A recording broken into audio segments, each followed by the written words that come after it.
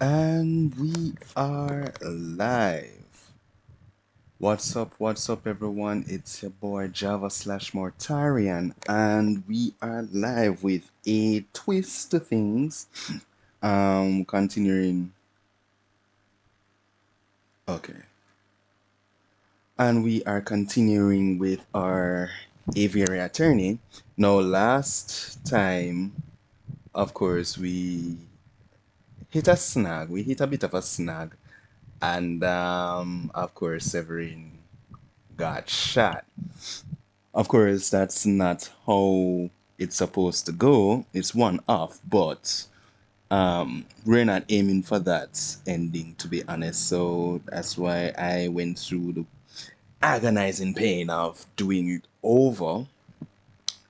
But while doing it over, of course, there's some new content that I have to stop at. So I skipped out most of the stuff that we been through last time. So we're just gonna continue to where we should, pick up from, and we take it from there. So I'm just waiting to see if the folks are ready. Folks meaning the voice actors. We should be fine. I just need Severin right now. Greetings, greetings, greetings. Wait, Javo. Hi. I'm not late, you're late. I Uh, meant uh, the stream thing. I might not, well, not might. Can't join right now because I have to be looking for the propane tank. pr- propane. I don't set the house on fire. I was just It's about to say. it's not it's for the camping stove because the stove downstairs is electric. And just in case, well, not even in case, because Centerpoint Energy is throw garbage. Um, I can't. I need to find the tank so we can cook if the storm, actually hits. So Okay. yeah, I have to go and find that. If I find it, I'll be back on stream. But if I can't find it, I'm gonna be garage looking for it for like maybe another 2 hours. Hey, listen. If anything, just call 1-888 IGL Blue. If I remember, that's how the ad goes. Them have Tara. Them going Tara the gas up here. I mean, probably not, but hey. Yes, I'm It's a lot. late. I'm early, Charlie. I'm actually on time. Zennifer say I'm late. 6:31. Gwe. It's 6:33 in JA. I actually started the stream at 6:27, so I am early. Anywho's, we're gonna pick up from here. Yeah. Have a good time, guys. I'm sorry. It's all good. That's a problem. Anyways, Gonna have You any need to to live. inhale this yeah, helium. yeah. Inhale some helium, not nitrogen. No, no, no. What the hell? Stop. No, you mean inhale nitrogen. No, no, no. Helium. We're not trying to have a die. Anyway, later, guys. Alrighty. Alright. Is that Hold on, how you him? get? Yeah, I had to, like I was saying earlier, I had to play through again to hit this snag. Well, it's not a snag, it's like the proper progression. But So, no, I, there's a I reason why I stopped here. fine. Explain to me how you got to this point. What do what do I remember from what I don't know?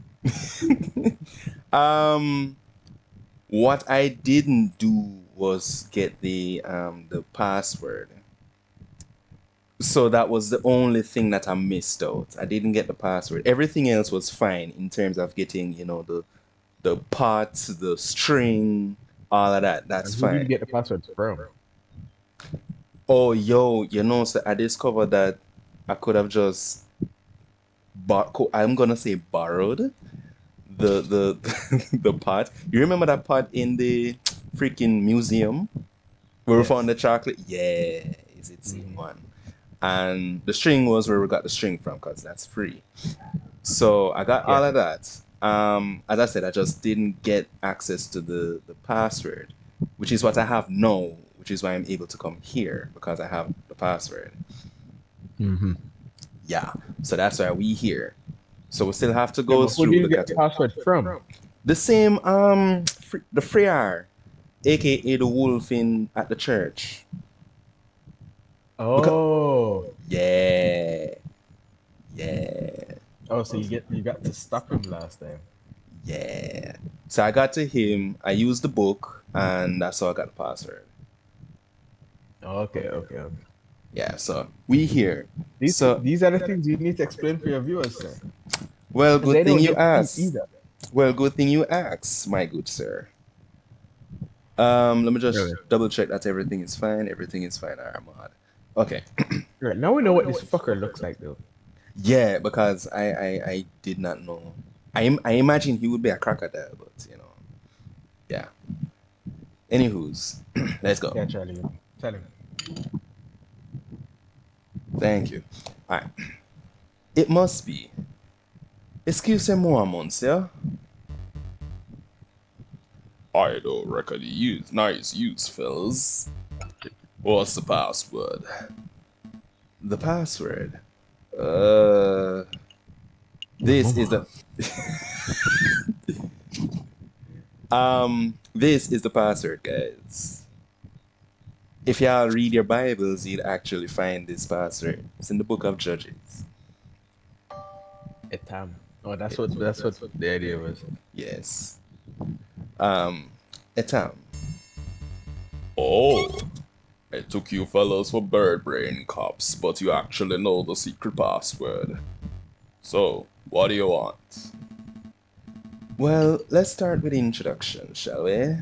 You are the croque monsieur, are you not? That's the crook monsieur to you. Oh mon dieu, people always get the pronunciation wrong. Me, I get everything wrong. My Facts. chat always butchers me for it. I'm not really hearing the difference. In any case, Monsieur Crook, Monsieur. My name is. Don't tell me, you idiot. Bringing up names can mess up an entire meeting. Ugh. Why do you think I use an alias? Just tell me what you want. Drugs, guns, explosives, slaves, yell. Come on, I don't have all day. Slaves. Well, to be honest, what I really want is, um, okay, what to do here? A fancy gun. We have a fancy gun. We have a cheap gun. And we got information. Alrighty. So let me see. Alright, let me just ask my information. I know you've been supplying weapons to a rebel group. I want to know everything. Who they are, where are they meeting, what they bought from you. If I sold out my customers, it would be good for my reputation now, would it? I suppose that's true. Just kidding. Money beats integrity any day. Pay me 500 francs and I'll give you the dirt. 500 francs for information? That seems a little steep. Actually, that's not steep at all. That's very reasonable. Steep? This intel is probably worth 50,000 francs to the Parisian police. I'm giving you a bargain, you bird brain idiots.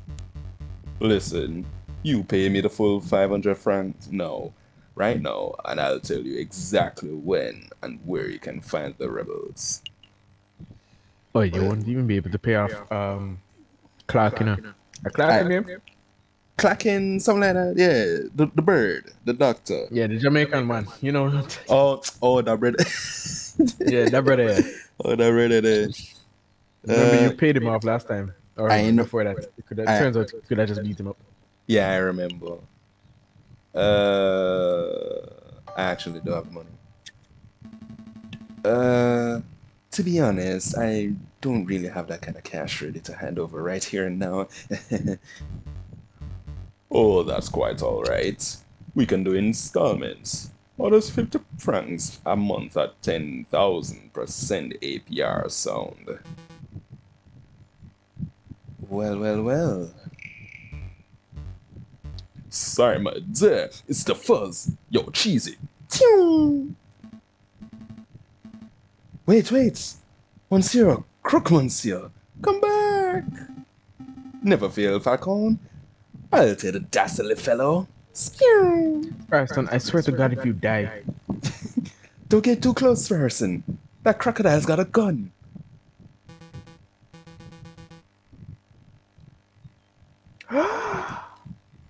Oh shit!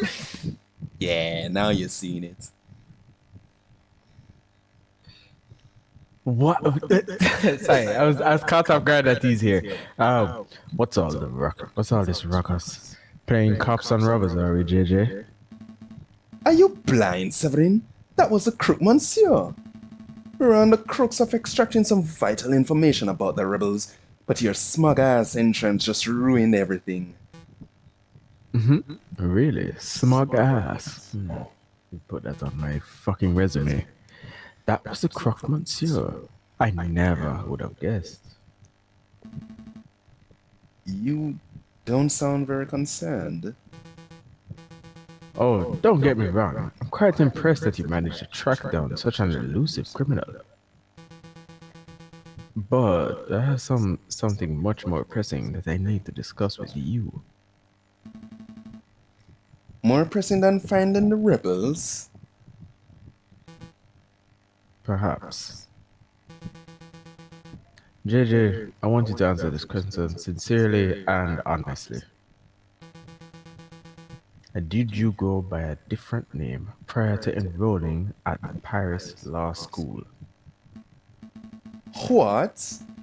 What does that have to do with the rebel investigation? Or to do with anything for that matter? I would appreciate if you just answered the question, JJ. I need to hear it from your own beak.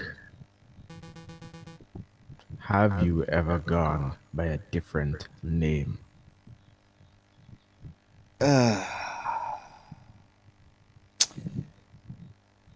You know what?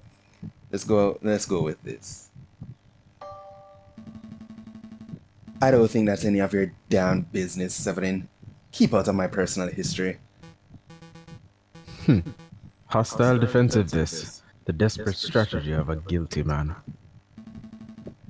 I don't appreciate your accusatory tone. Accusatory tone. You sound just like Inspector Valerti. Wait. Ah, that's it, isn't it? The inspector ordered you to dig up some dirt on me, didn't he?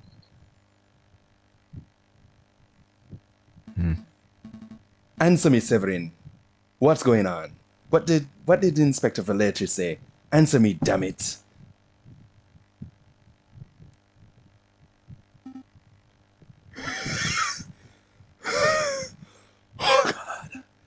Man, that crocodile can run.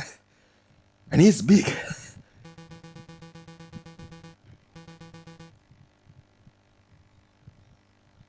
It appears that you two are making solid progress with your investigation into the rebel group. I'll be sure to let the inspector know. Where are you going? We haven't finished our discussion, Severin. We have. I've learned what I came here to find out.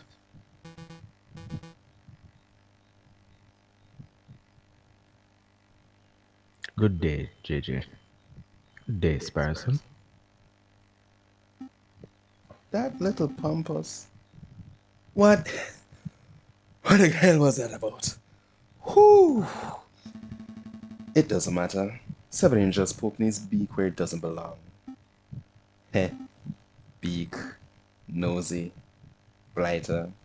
Y'all are birds. We're all are birds. So, tell me about your little adventure, Sparson. You lost a crook monsieur, I take it? Yeah, he looks like a stumpy reptile. Hui! But he ran like a gazelle. I lost him in no time at all. And I'm a bird. I see. Well, with the croque monsieur gone, lead gone, our investigation has reached a dead end. Not entirely. You dropped something during the chase. He dropped something? What exactly? Hui! I'll show you. Just follow me. Hui, I need to exercise. I think you need to do some more exercise, person. Don't judge me. Whew. Ow! Yo, just gonna say BRB real quick. Okay. Ow! Ow! Oh, mon Dieu! What is it now? A muscle cramp?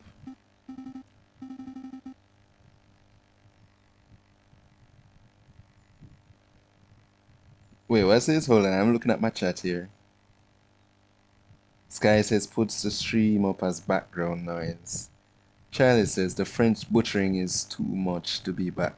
I'm sorry, guys. I'm sorry, okay? I'm trying my best here.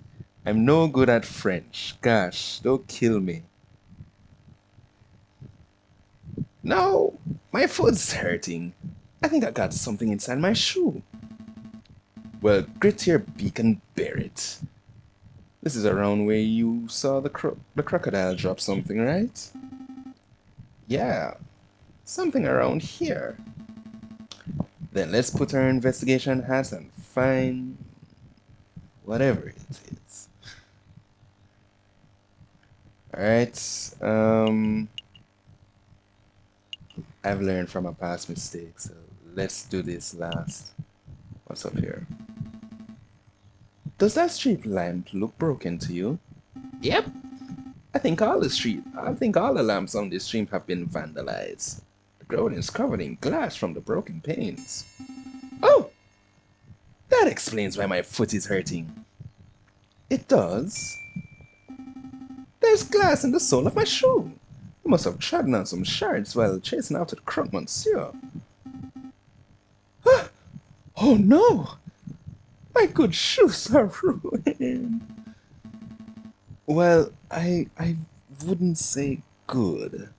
You paid 20 cents for them. File this away in the evidence folder. You you want me to file away the broken glass? Yep. I'm filing an official formal complaint to the government. Their faulty street lamp has ruined my shoes, and I am owed compensation. I think the government official have better things to do than to worry about your 20-cent shoes, Sparson. We'll just see about that. Alrighty, we got that. Are you satisfied? Now we have real evidence to find. Alrighty. Um, let's go somewhere else. Let's click on this. I see hanging bushels of onions. Bushels? That can't be right. It's sprigs. Sprigs of onions. Then how about a bundle of onions? That's pretty neutral, right? Confederacies of onions. Okay, we're done. Flocks of onions. We're done. Alrighty. What did I'm, Sparson do this now? he's just being himself, don't worry about it.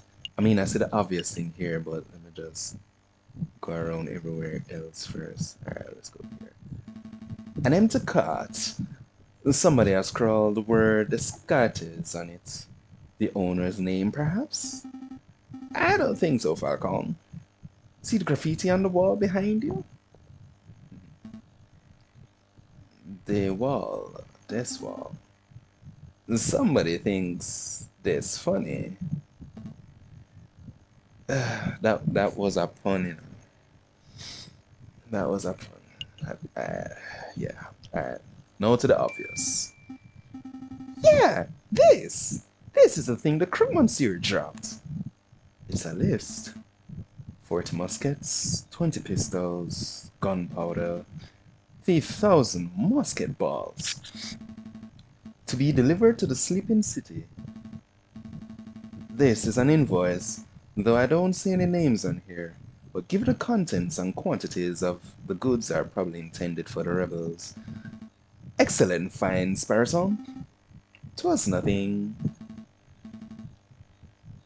But the sleeping city, where could that be? Well, it's a city that sleeps a lot. So somewhere in Spain would be my guess. Oh my gosh. I'm pretty sure that the location is not a literal city, Sparson. For one thing, we already know that the city where the rebels are gathering in is right here in Paris. The sleeping city is a code phrase, like a riddle. A riddle? Hmm? Hmm. Hmm. Hmm. Oh. Well, I'm stumped. And is getting us nowhere. We must find someone who can solve it. We need a person who is knowledgeable about all manner of riddles and puzzles and fiddles and doohickeys. And know it all, huh? Precisely.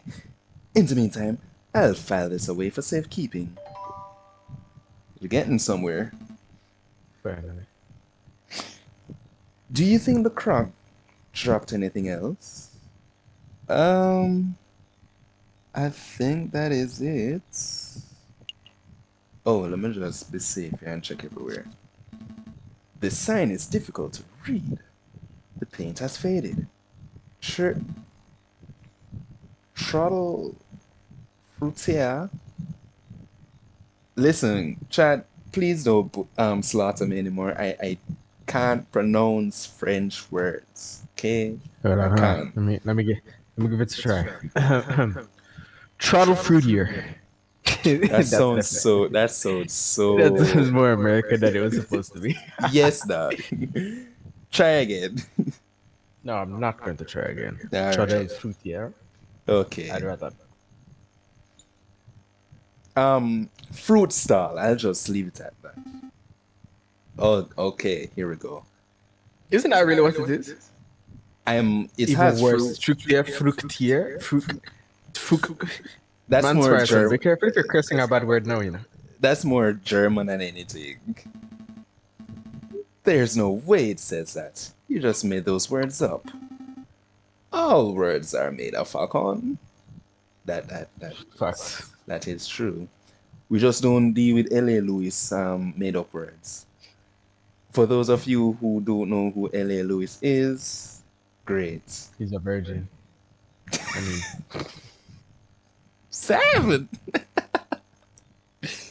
Views. I think this is everything. Oh, no. Noah's Bar. All animals are welcome, except mosquitoes. We don't fucks with you guys. Noah feels pretty strongly about mosquitoes, huh? Well, he has a point. I'm not saying all mosquitoes are bloodsuckers, but Wait a whoa, fuck, second. pause. Hold up. No, no, pause. You need to pause there. Mosquitoes can be human sized in this world? I'm not even gonna question. I'm just gonna imagine them as how they actually are in real life, for my sake. Small pests that need to die. You're right. Portmore mosquitoes. Charlie's right. Maybe they're Portmore mosquitoes in this game. That too. I'm just stating facts. Oh, so apparently Portmore might be the 15th parish in Jamaica. Lol. I think we're done here. We are done here.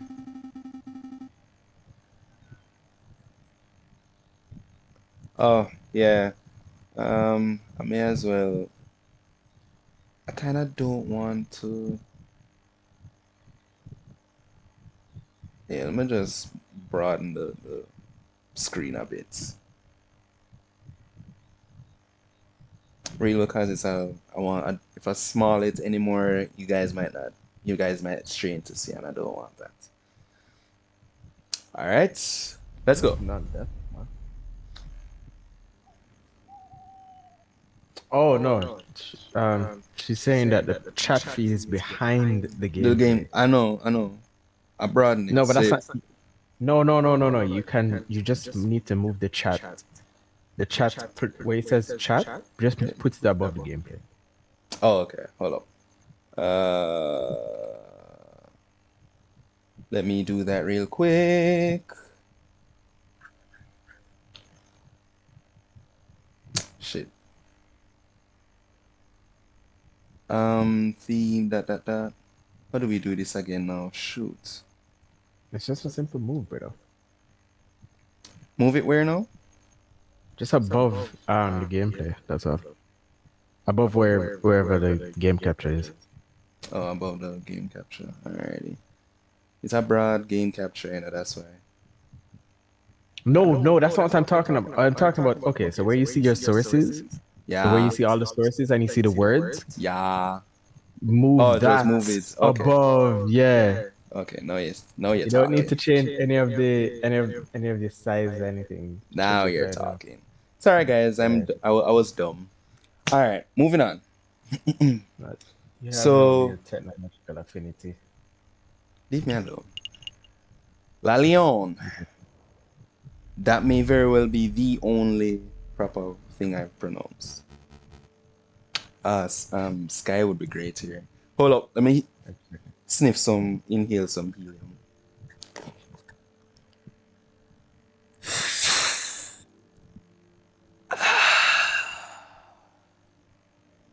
All right, let's go.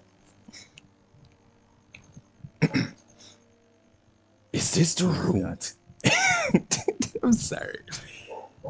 Is the room to your liking, mademoiselle? Don't call me that. My apologies, madame. But what are your thoughts? Is the room suitable? It's dark and cramped and more than a little macabre, but it will do. Excellent.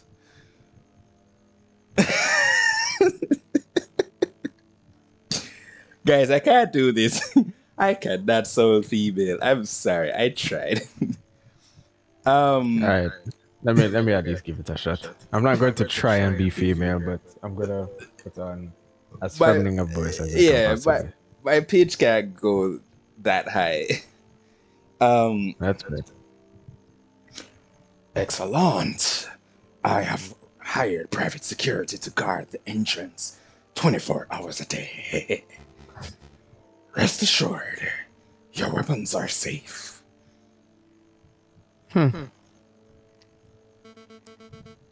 Tell me, Friar, are we doing the thing right? Sorry, are we doing the right thing?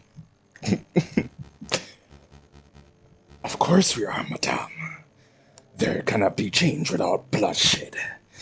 No revolution without revolution. Surely you aren't having second thoughts? Of course not. I want nothing more than to serve justice to the corrupted rulers of this country. When the time comes, gun cocked, I'll be the one to pull the trigger. Oh god, we suck. It's half of fun. Okay. So we need to. Things have changed, so we need to figure out the riddle. So, where to then go to the library? Do you think Nathan likes riddles? Oh, of course. All librarians like riddles, and this donkey isn't any different. It seems like a bit of a stereotype. I'm just saying, fam. Stereotype or not, we have to hope that it's true. That Bullfin is our best chance at getting to the bottom of this. Time to put our polite faces on. He's here now. Yada yada. Good day, Dromio. Dromio? Why, good day, monsieur. 'Tis a pleasure to see you again on this fine day. Tell me, kind monsieur, do you like riddles? Oh, of course. Yeah. Here's one for you, messieurs. What has two mouths and four ears, yet what talks twice and as much as it listens? Or I think is the real question, is the real answer. Is um you. It's you, messieurs. You. You come in here yammering and yelling, never stopping to close your beaks for 1 minute. Oh, slapstick, slaps feet. Very good, monsieur. Laughs person. We need to get into his good books. Ha ha ha ha! Yee ha ha ha! What the hell was that? Sorry, I can't fake laugh. Oh mon dieu! Stop this farce. It's embarrassing.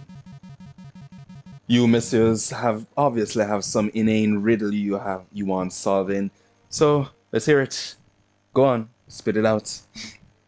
Oh, right. Well, if we were to say that there's a place called the Sleeping City in Paris, where would it be? That's a new one. The Sleeping City. Um, mm. Got it. Really? Of course, the riddle was trivially easy. There are plenty of locations that could be called a sleeping city, but only one that earns the title in Paris. Oh, and where would that be? We know the answer, of course. Obviously. We're just fact checking to make sure that you got it right. Think it through, messieurs. What kind of city is only inhabited by those who sleep all day and all night? Ah, I got it. Spain. Oh God, Sparrowson. Jeez. Don't be daft, Sparrowson. Spain isn't a city, but perhaps the Monsieur is referring to the capital of Spain, Madrid. Madrid. Nice, sleepy place. Spain? Madrid? You two are remarkably dense, aren't you? Sleep is a metaphor. Actually, it's one of the oldest and most powerful metaphors in the history of literature. It symbolizes death itself. That's actually true. Literary speaking, when in poems long gone, they always use sleep to, you know, substitute for death or use as symbolism for death. But that's for a literature class. This isn't a literature class. The Sleeping City obviously refers to a road of the dead, to a city of the dead, a necropolis, a graveyard. Think, messieurs, think! Use your puny avian brains. Do we have any necropolises? I said that right? Yeah. Necropolises in Paris? I mean, of course. Of Cemetery. course. Not just that. Or Think back to our necropolis. last. There you go. There you go. Of course, the catacombs. The winding tunnels of the dead that lie beneath our very feet. Very good, monsieur. You deserve a cookie. That's the first semi-intelligent thing you have managed to say all day. You have more questions, don't you? Oh, yes. How do you know? I mean, we've been here the last episode, but we have to behave like we've never been there before. So, we're gonna ask, how do we get in? Well, before that, tell us about the catacombs. Can you give us a brief rundown history on the history of the a brief rundown on the history of the catacombs? Yada yada. The cemeteries of Paris were overflowing by the end of the last century. It was a mess from what I hear. To create space, King Louis XVI ordered for old skeletons to be excavated and put into the unused mine tunnels that lie under the city. So, with a little renovation and many years of hard work, the mines were successfully turned into a subterranean mausoleum of sorts. So, what? It's basically a grave for a few thousand skeletons? Millions, more like. Don't underestimate the size of the tunnels, messieurs. Okay, how do we get in? I know that the bourgeois like to tour the catacombs, don't they? Correct. It was quite the bourgeois tourist hotspot some 20 years ago. But if you were hoping to pay a visit, you are too late. The church had all the quarantine. Jesus, this lockdown is getting to me. The church had all the entrances sealed shut fairly recently. Why would the church do that? Believe it or not, they considered the turning of a mausoleum into a tourist attraction to be in poor taste. Oh, right. They shut down all the entrances? Really? Surely there must be one or two left untouched. If there is such an entrance, it is not public knowledge. I see. Alright, that's all. I think we're done here for now. Thank you for your time, monsieur. Good day. If the sleeping city really is the Paris catacombs, then there must be some way to get in. Hmm. An underground tunnel network would probably be connected to the city sewers, right? So we just need to find the right manhole and boom, we're in. Spooky, scary skeleton town. Nice alliteration. That's a good idea. Or maybe it connects to the saying, perhaps some swimming is in order. You two dunces are gonna get yourselves killed. If you really wish to visit the catacombs, you'll be best off asking those responsible for the closures. The the the dead people?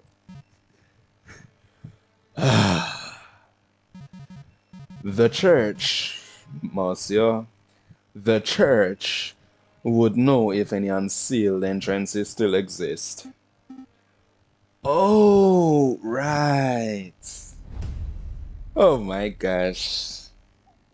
Alright, hold on. Before we continue this, Sins of a Solar Empire shit is on sale on Steam. Nice. For how much? The DLC are all 50% off. Okay. Huh. Cool. May very well run in. Okay. I mean, I can purchase a few of them. Oh, cool, cool, cool, cool, cool. All right. So, oh my eyes. All right. So let's see. Maybe I need to do something here. I'm just thinking of where to go now. Hmm. You know what?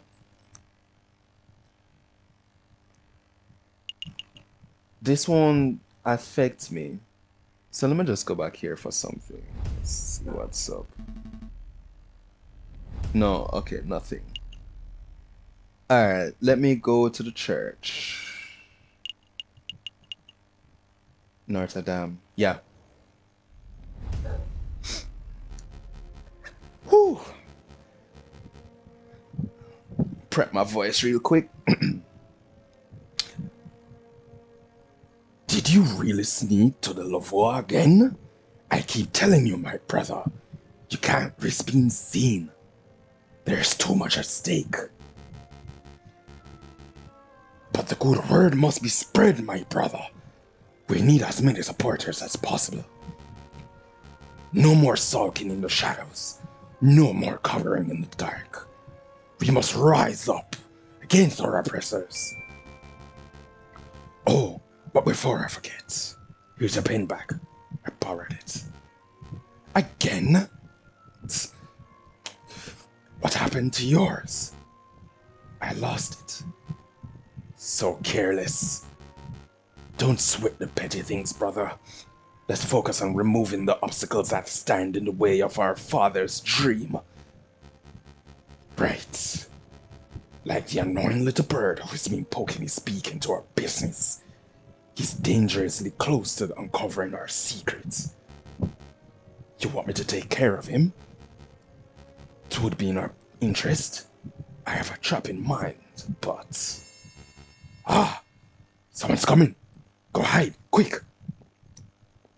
Cut out! Ah, my brothers have returned. Greetings. What can I do for you today? A confession, perhaps? Sorry. Actually, Freya, we're here for information. We would like to learn about the catacombs that lie under Paris. The catacombs? You don't want to go there, my brother. It's a wretched and haunted place. I'm sure it is. But we know that the church was responsible for having the entrances sealed shut. So we figured that maybe it's a super secret Freya only entrance that only you would know about. A secret entrance?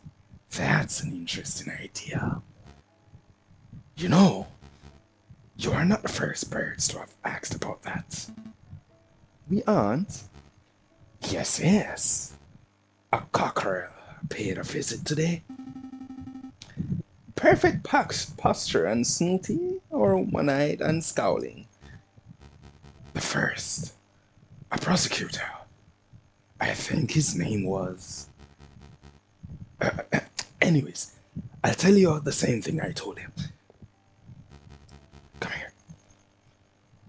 If you venture into the catacombs, you will not return. Understood. I mean, um, was that a threat? But let me not, I probably shouldn't push it. So let me just say loud and clear.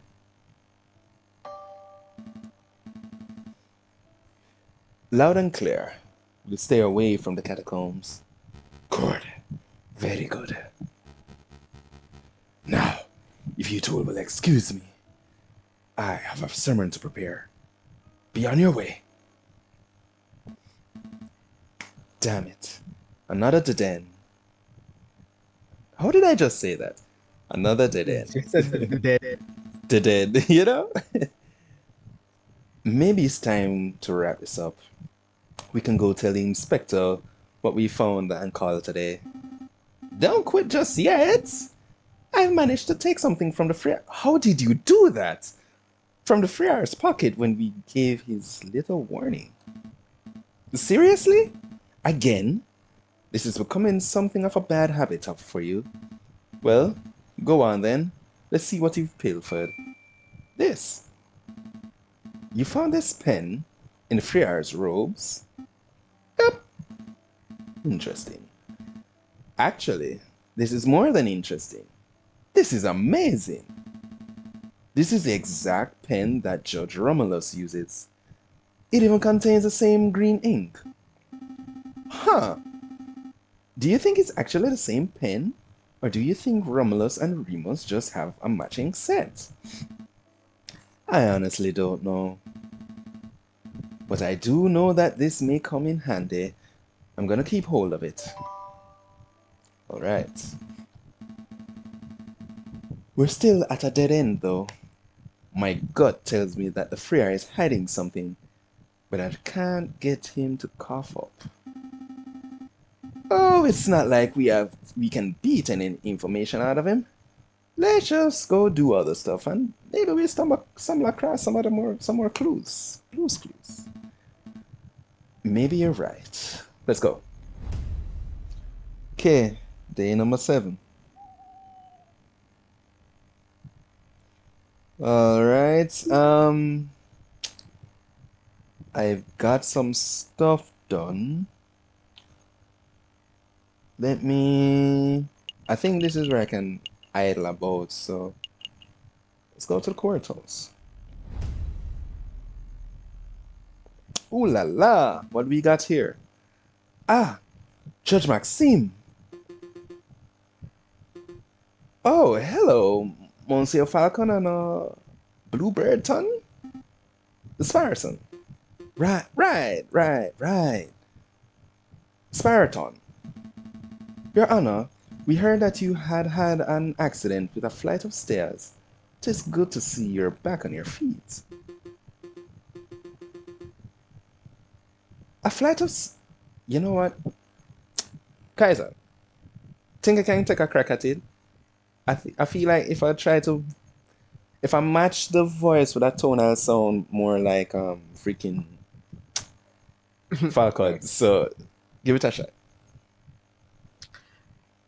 Let's give me a second to think about it. A flight of stairs. No, I was actually assaulted, if you can believe that.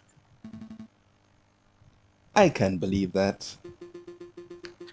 I was just standing by the scene, minding my own business, and the next thing I know, I was on a riverbank. I mean, I was pond the riverbank, 100 kilometers downstream. That sounds a little familiar. When I awoke, I had a mild case of amnesia. I thought I was an axolotl accountant. That was well done. Yeah, because you're supposed to know what an axolotl is. Anyway, it took 2 weeks for me to return to full mental health. In any case, Yana, it's good to see you back and healthy. Would you mind if we ran a couple of questions by you as part of an investigation we're undertaking? By all means, ask away, monsieur. Alright. First one. Judge Maxime, have you ever heard of a person called the Croque Monsieur? Hmm. You're referring to the arms dealer, aren't you? Yes. Have you ever convicted him? No, that man is notoriously unfindable and uncatchable. I don't think anyone working in the law enforcement has so much as seen his face. That's crazy. Well, there's no reason we can't be the first to stop him, right, Falcon? Hmm? Judge Maxim, have you heard any rumors about an uprising? Of course, tons. You have no idea how many criminals rant about bringing down the government. You know, I was the one in charge of prosecuting the ones behind the June Days uprising of 32. That was some messy legal work. What about recently? Have you had anyone talk of anything specific? Well, not attached to the case, but I heard that impostor, Judge Romulus, had some very strange things to say. Cults, anarchy, fire, and gunpowder? The man is not mentally stable. Oh, you right there. You knew that much already. All right, that's it. That is all. Thank you for your time, Your Honor. Anytime, messieurs. All right, so we are on day 8. All right. Yeah, I need to give the dude his stuff. Okay, yeah. Yo, yo. Come in. Come in. It's you two. Have you managed to gather the materials I need? Ah, yes, monsieur. The string and copper pot. Exactly as described. Here you go. What? What is this? Where did you get this pot? Looks like it belongs to a museum or something. No worry yourself, my Calm down, boss. Israel. Calm down, Israel. It was a little tricky to procure the necessary items, but with a little bit of asking around, we managed to find suitable substitutes. There's a general store down the street that sells string, discount copper pots, and the like. I assume you would have gone shopping there. Why, you bit. H! That's my wife, sir. Well, no matter, no matter. Give me a minute to finish assembling the device. Jeez, I'm crying.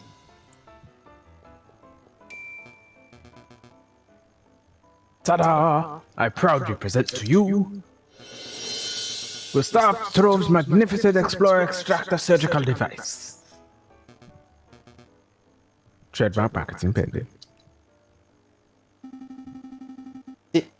It looks like a pair of kitchen tongs hooked up to a stewing pot. Agreed. I wasn't expecting something so low tech and, well, trash. Perhaps a demonstration is in order. One moment, if you please. Psst, Falcon. That thing looks like junk. This whole fetch quest has been a waste of our time. I suppose that the man was delusional from the very start. Would explain why he was being treated as a mental health professional. There's nothing to be done, though. Let's just humor Gustav until we get an opportunity to leave. Cut our losses. What about my medical debt? Time for a demonstration. Get ready to have your stockings blown off, messieurs. We're not wearing stockings. So here, you have one piece of regular piece. What? One piece of regular piece. Yeah, that's actually right. One piece of regular piece of meat. Imagine, if you will, that this is a soldier. Okay, that meat is a soldier. An oddly shaped and potentially tasty soldier. And here we have a small piece of iron. Imagine, if you will, that this is a bullet. So, a soldier is wandering through the battlefield, not giving a care in the world, when all of a sudden, bang, bang, the person has been shot. The musket ball has been embedded in the man's flesh. Falcon, I'm scared. He slammed the metal into the meat like a madman. Quick, messieurs, your battlefield medic. The soldier is wounded, and you have precious little time. What do we do? No. Well, I'm no surgeon, but I think most doctors would feel around for the musket ball fragments, then carefully use a scalpel. Oh, heartcake. How slow, how imprecise. Now, I heard you warning. Mr. Trove, surely there must be a better way. I wasn't. Shut the fuck up. Well, wonder no more. Behold, the expert extractor. Watch as as I power up the device. And then, as I move the detector component over the meat, It, it is that thing humming? it is, monsieur. When the electromagnetic component of the Explorer extractor detects a piece of iron, the device vibrates and emits a soft hum. I must say, I'm actually impressed, monsieur. A device that detect a device that can detect metal beneath flesh? That's innovative. I've never heard of such a thing before. Yeah, but why limit it to battlefield surgery? You could repurpose that thing to be some sort of treasure hunting device. Sparson, my man. That would make you really rich. Real rich. I will say that again. Forget how. I'm soon to remember his name. Hold your horses, messieurs. Hold your horses. But I'm not done yet. You have only half of the device explained. Device's capabilities. The exploration part. Now you can witness the second part. Extraction. What the hell?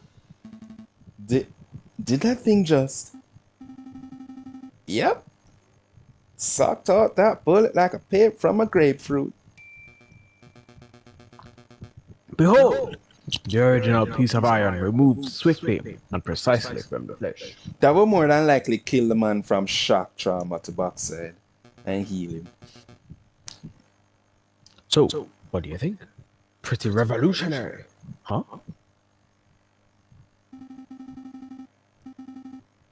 I think that meat looks a lot less appetizing than before. It's practically exploded.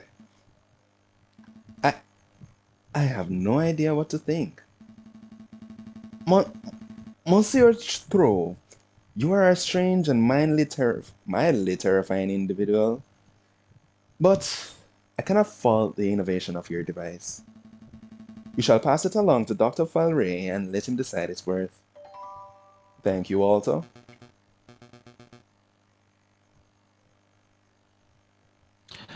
Ah, thank you, thank you. I'm sure the good doctor will approve. I'm hungry. Let's pick up some steaks on the way back to the office. Let's not. Alright. So, oh, Zine, let's see what's happening here. Kokoriko. There he is. Get him!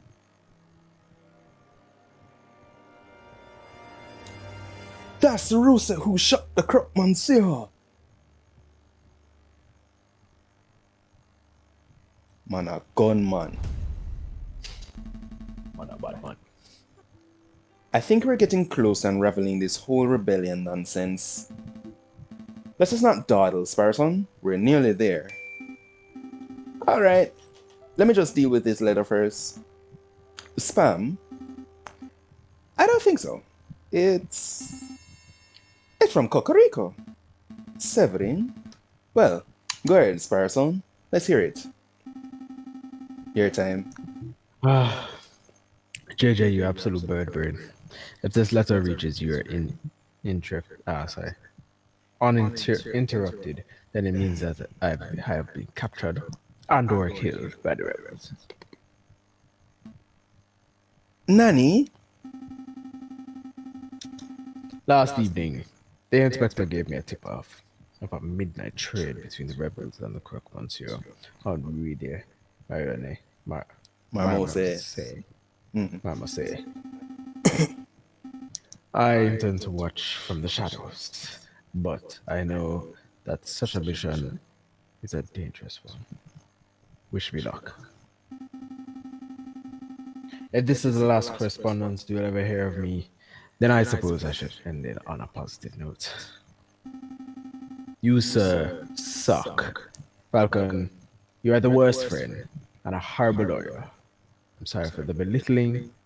For all these years, I wish I said it to your face more.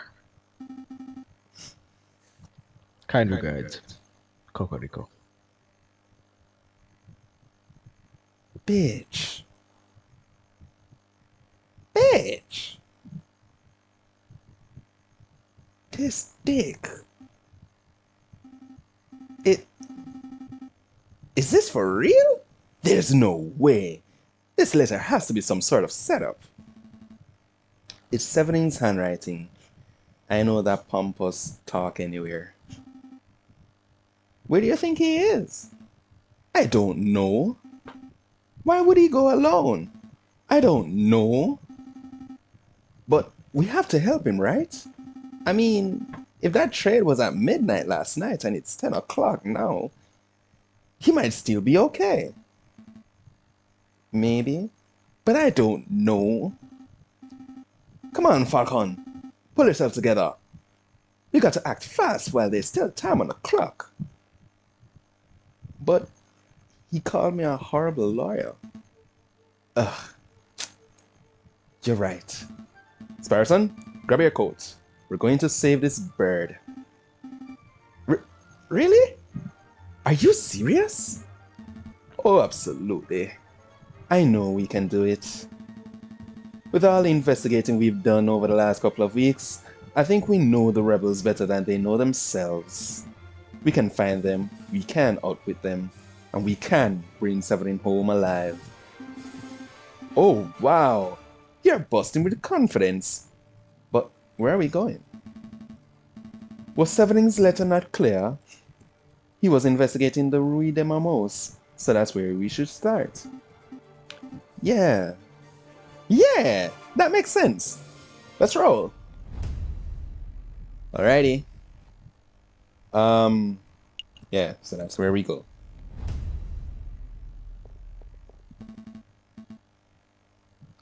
Come on, Sparrowson. Keep up.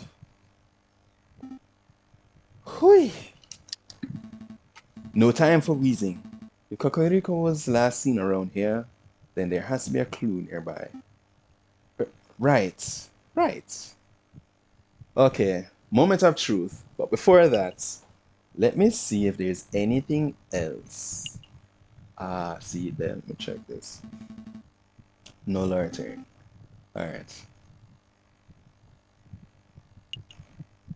Okay. Best sense stationer, da. Yeah, keep it shirt on. Nothing else? Alright, let's go with the obvious. There's a pool of blood here. Looks fresh. Cocorico's. I see drag marks heading towards that tunnel, which leads straight to the Seine. If I had to guess, someone was killed here last night, and their body was hastily disposed of in the river. But I see several sets of bloodied footprints too. Some are faint, but they head that way, towards the main road. So he could still be alive? Let's see where the footprints go. They lead to Notre Dame.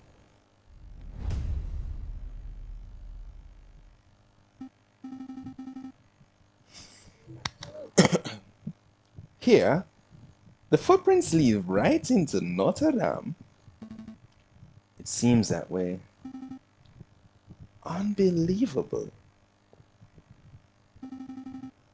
Where's a Friar when you need one? Forget the Friar. Let's keep going and follow. Let's keep following the blood trail and see where it ends up. Wait a minute, Falcon. Shouldn't we get the police involved before we go any further? Yes, but we've decided that it's not a matter of trusted, it's just a matter of Blair.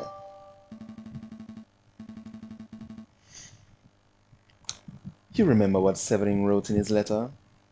The inspector was the one who gave him the tip-off. What are you saying? That you would think the police are in on this? At this point, anything's possible. You have to stay focused on the trail. Hey, wait up! That that way leads straight down to. The catacombs. Rascal, I'm hungry, afraid. Yo, when the pirate I go forward, so I can eat some food. The trail keeps going. Hey, isn't that the jail keeper? Quack? Yo, my name Quack Youth. I had no idea that you were a religious man, monsieur. I'm gonna go church, my G. I just change my work, you see me? Private security pay much more than just God in prison. You know what I mean? Monsieur, we don't have much time, so I'll keep it brief. We're following a trail that leads to the door behind you. We need you to let us pass. The door behind me? Me?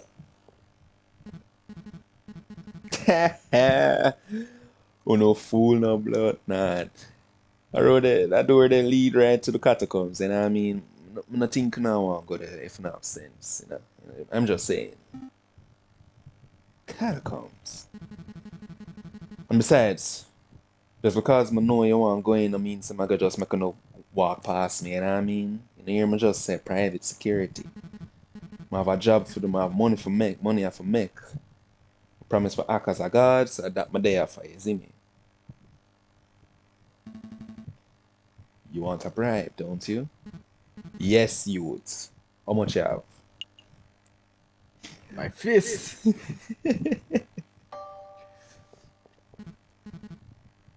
Yo, where the Monsieur?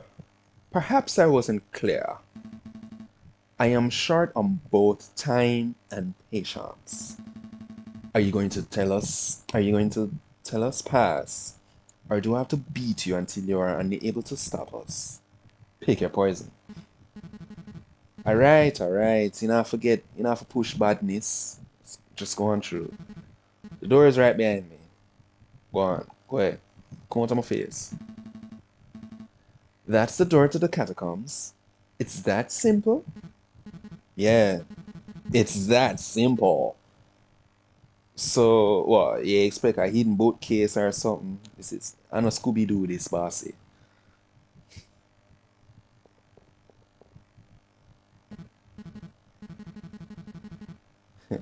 Fucking idiot, them.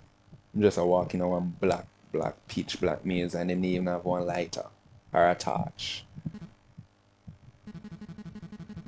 Still, will they get lost and starve? Or the crazy lion girl I go find them and get shot? Either way, it's none of my business. Sip some tea. Hold on. Could you have gotten a torch? I'd love to know that. I doubt it. But I feel like it's possible, but whatever. Alright, we're going through. We're going through. We're going through. We're going through. We've been through this dialogue before.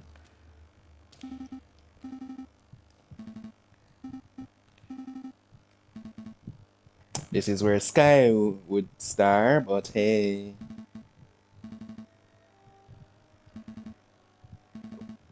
But hey, she has to live. So Yeah, she actually maybe has another to. time. Another time. Let's take the stagnant path. We've been through this before. Okay, let's follow the path.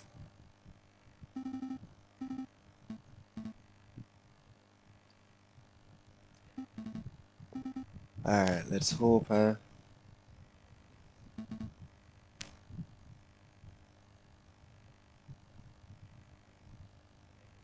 Okay.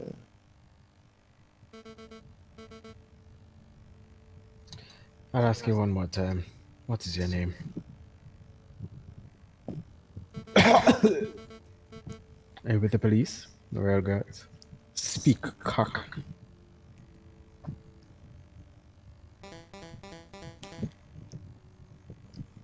Ma'am Buford, we've been here all night, and he simply ain't talking. He didn't react to coaxing, he didn't react to torture. Maybe it's time to, administer some justice. Justice. That's a pretty word. Oh, the rooster found the crows. You want to know who I am? Fine. My name is Severin Kokoriko. I am a public prosecutor for the Court d'Assises. Well, Savvy, it's been a pleasure. We can't be having spies running around our base of operations now, can we? So, without further ado, I hereby sentence you to. Wait a minute, Piero. This is no ordinary spy.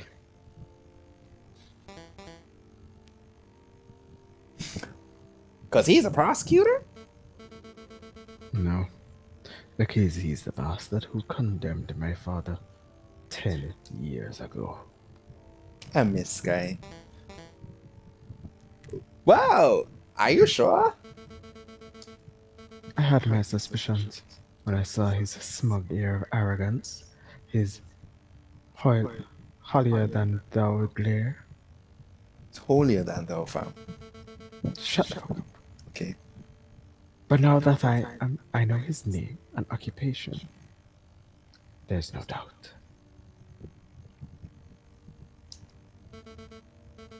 Do you remember, Bird? Do you remember the trial of the homeless lion in the winter of 1835? What was your father's name? Jean. Jean Beaumont. Beaumont. Beaumont? Beaumont. Whatever. Theodore. What were his crimes? His only crime was trying to feed a starving child. He took a handful of vegetables from the grocer's stand, not out of greed, but out of sheer desire to see me survive. But he was seen by a policeman, another arrogant cockerel like yourself, actually. So my father was thrown in jail. He was dragged to court. I had the privilege of watching the proceedings from the stands. I remember your sharp words. This man is a thief. This man is a scoundrel. He deserves the harshest possible punishment for his crimes. You didn't care about the consequences. You didn't care about why my father did what he did. All you care about was fulfilling your lust to see criminal behind bars. My father received a sentence of 5 years. He died on his third. Do you remember him? Not a blood clot, mademoiselle. In all my years as a prosecutor, I've seen over thousands of cases. I'm not going to remember a single bread thief. You conyard. We're all just insects to you, aren't we?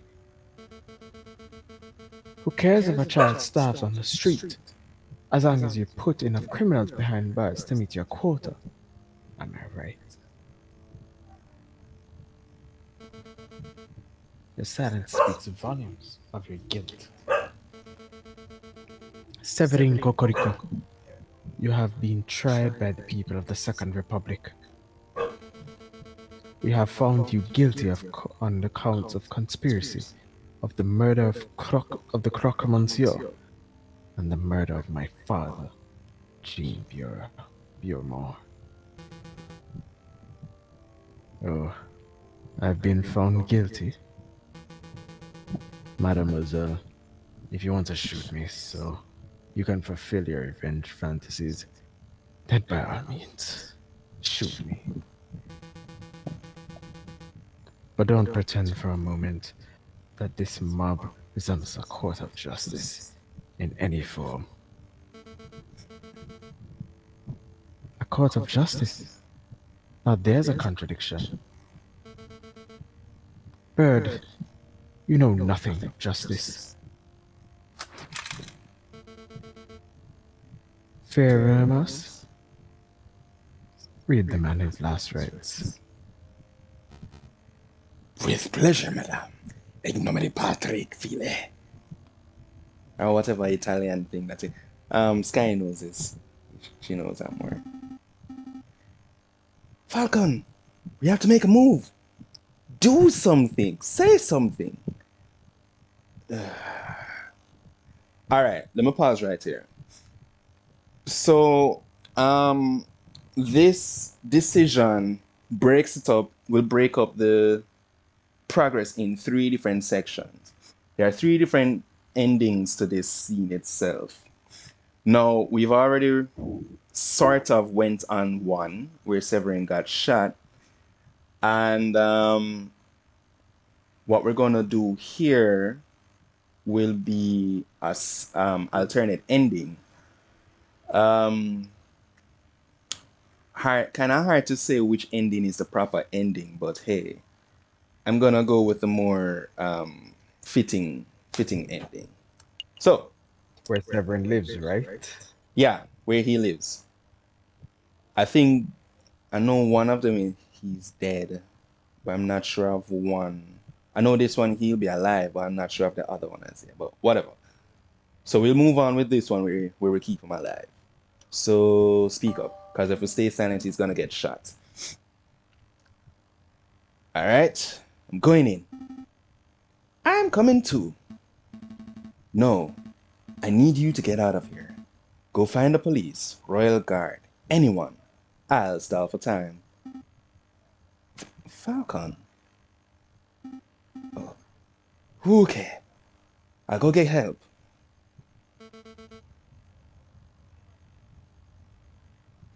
Do you have any last words? Just speak the Jamaican. It's right there, fam. What? There was a Jamaican phrase right there after that. What? I can't pick it up. I know, but keep going. What do you want me to say?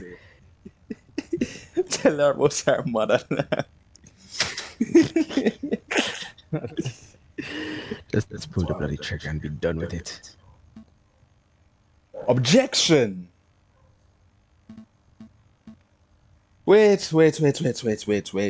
Hold up. Wait a minute. Let me put some church in this. Nani?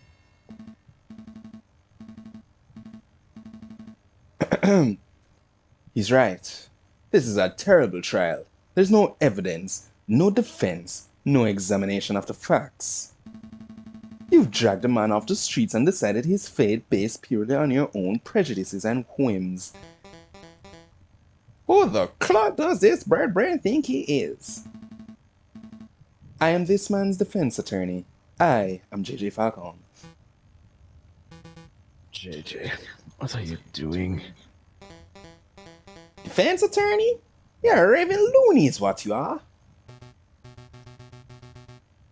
Or a spy. I've seen his Monsieur eavesdropping on our conversations before. He cannot be trusted. Everyone, please. Just hear me out. Who did I do? It would be Fontaine, right? You appeal to Pierre. No. Fontaine. Yeah, it's Fontaine. Monsieur Fontaine, we've only met Monsieur Fontaine, we've only met on a couple of occasions, but you seem like an intelligent and reasonable person. Why, thank you. I do consider myself to be reasonable. Then surely you can see something wrong with dragging someone off the streets and executing without fair trial. Well, I want to see a better France, monsieur. A France with actual liberty for all.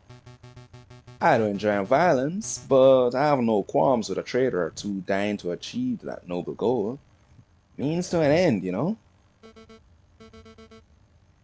Do you see, Falcon? This man's death is inevitable. For the good of France, and in the name of justice, he must be killed. Justice. There's that word again. Madame, I won't presume to know who you are or what you stand for, but shooting this man right now would not bring you justice. It would only serve to satisfy your desire for revenge. Justice? Revenge? What's the difference? Oh, I have to be careful here. Um, I believe I chose fairness. Let's go with fairness. Fairness, madame. Justice offers the accused a chance to defend themselves. It ensures that both sides are treated as equals. My father was not treated as an equal. Then maybe this is your opportunity to be the better person.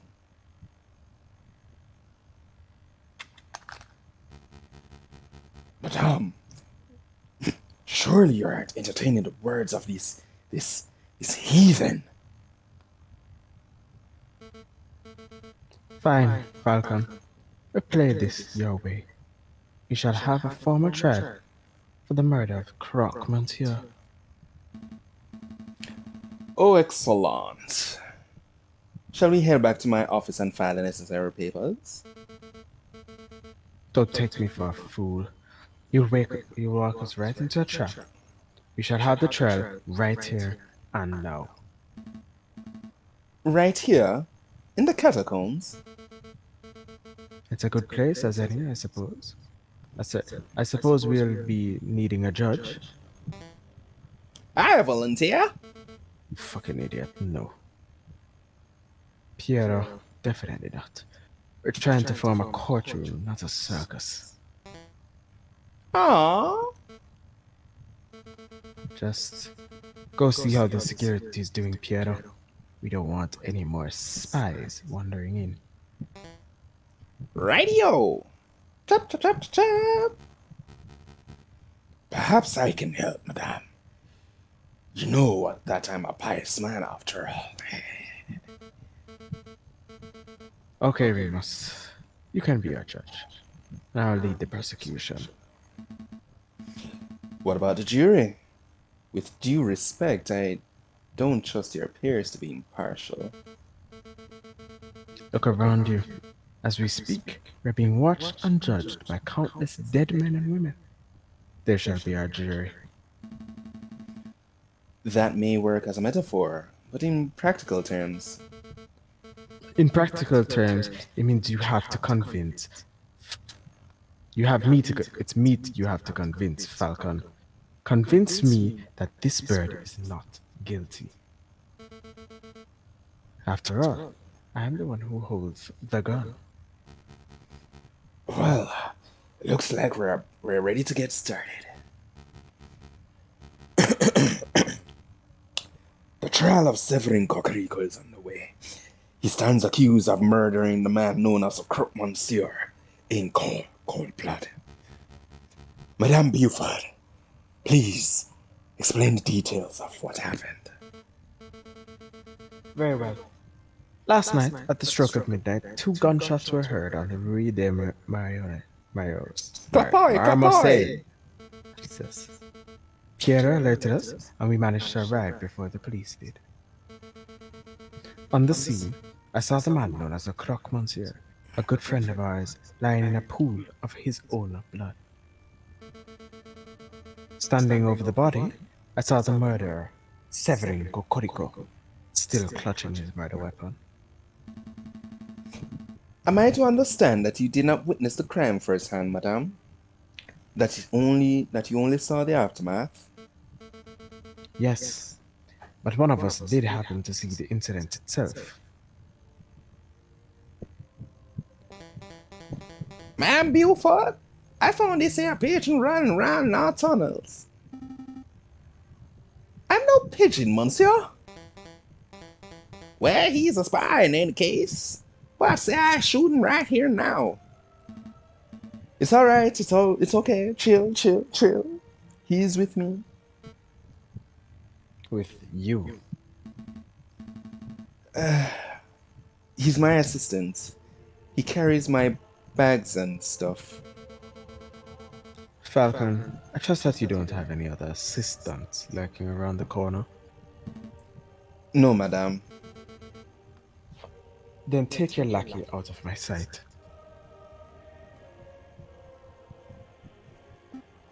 Psst. Falcon, what is it? I saw someone lurking in the catacombs. I think he was watching us from the shadows. Another rebel? I don't know. But he got spooked when he saw me. He dropped this. What's this? A political pamphlet? Hmm.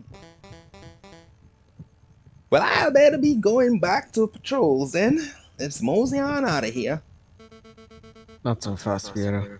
You witnessed the crime firsthand, did you not? Oh, I did, ma'am. Then you can be our first witness. Go stand in the center. Alright. Do I need to say an oath or something? That won't be necessary. We trust you. Just tell us what you saw last night, Piero. Alright. Saw it as plain as day. Crump Monsieur was just minding his own. Damn, everybody just be minding their own business when something goes wrong. Facts. The Crump Monsieur was just minding his own business on the Rue de Mamos. When all of a sudden, this here brute of a rooster appeared with his gun in hand. Bam! Kapow! The cock fired. The croc slumped over the floor. Slumped to the floor. Using the last of his strength, the Crop Monsieur drew in home gun. Clapoy! The croc fired back. So to clarify, Kokoriko shot first. Yes, ma'am. No questions there. What happened next? Well, I knew you guys from Team Remus and you, ma'am, were only a stone's throw away at the cathedral. So I ran to get help. We all arrived back on the scene maybe a minute or two after I left it.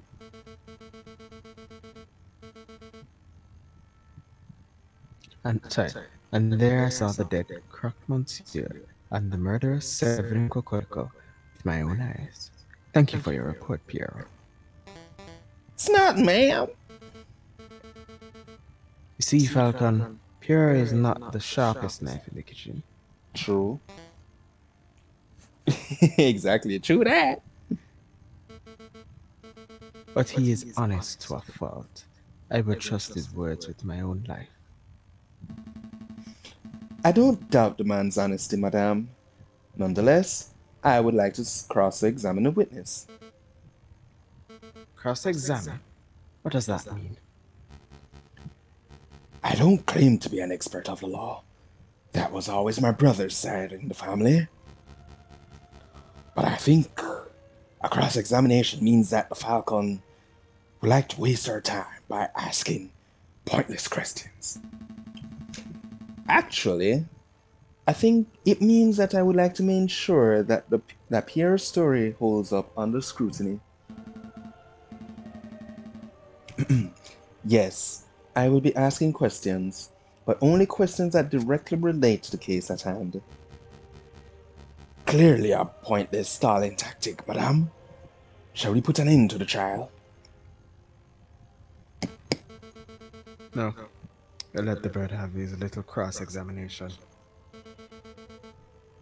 But I'm warning you, Falcon, don't mess with me.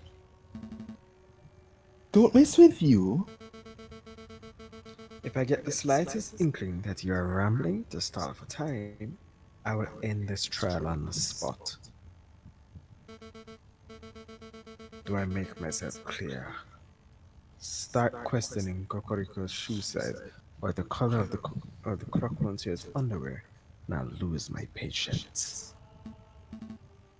Yeah, I get it. All right, let's go. I am more confident in this now. Um, so let's start with here. Should I voices? Yeah. You claim that you saw the incident as plain as day. Yeah, plain as day. Um, here. Piera, I would like to remind you that this crime occurred around midnight in February on an overcast, moonless night in an unlit alley. What's the point? It's too dark to see from. It would have been dark, so dark that you could not possibly have correctly identified the people involved. Hey, I swear I saw what I saw. Hold on, Falcon. You slipped up. You say that alley was unlit, but I distinctly recall there being lanterns over Rue de Marmoset. Oh, that's right. See, we live in La Ville Lumiere. There's a gas lamp on every street. You're right, Madame Beaufort.